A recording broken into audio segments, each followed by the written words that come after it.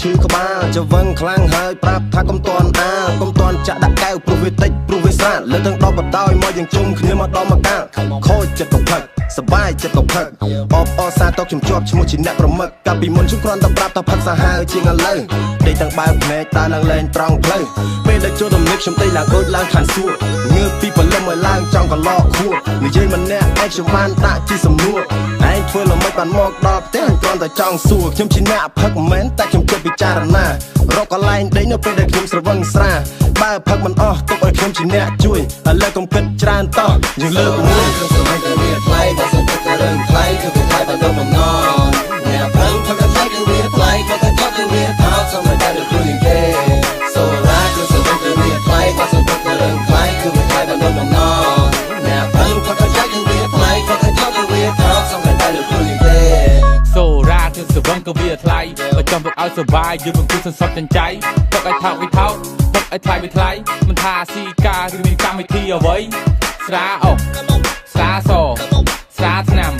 ស្រាតប៉ែមានច្រើនហូរហែស្រាអ្វីក៏បានដែរស្រាខ្មែរស្រាបារាំងតែស្រវឹងស្រាគ្នាចូលមកយើងផឹកទាំងអស់គ្នាคนធ្វើដូចវេទនាផឹកឲ្យបាត់រងា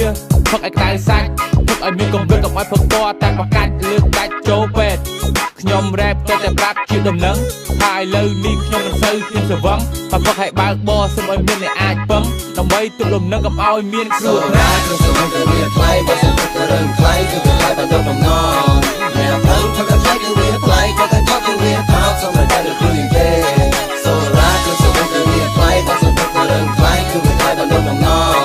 អ្នកផឹកផឹកថ្លៃគឺវាថ្លៃបើតែចត់គឺវាថោកសមតែដូចខ្លួនគេបាននិយាយពីគ្រឿងក្លែមវិញខ្ញុំស្អីក៏បានបងឯងហើយខ្ញុំមកផឹកធានាថាមិនអោយខាតជៀនជួនកប៉ាល់ហោះឬក៏ឆាម៉ាស៊ីនឡានសឡមកជូរថ្លើមរយក៏អាចបណ្ដោះតូចបានស្អីយ៉ាវាមិនដែរមហូបត្រឹមត្រូវក៏មានច្រើនហោហែងៀតគោងៀតក៏បីកំអានកុំអោយតែងៀតឆ្កែហើយចង់ផឹកដូចអ្នកក្រុងឬក៏ផឹកដូចអ្នកស្រែ KTV មានសុទ្ធតែចាយអត់ទេប្រពន្ធតាមតនប្រយ័ត្នត្រូវខ្មាស់គេ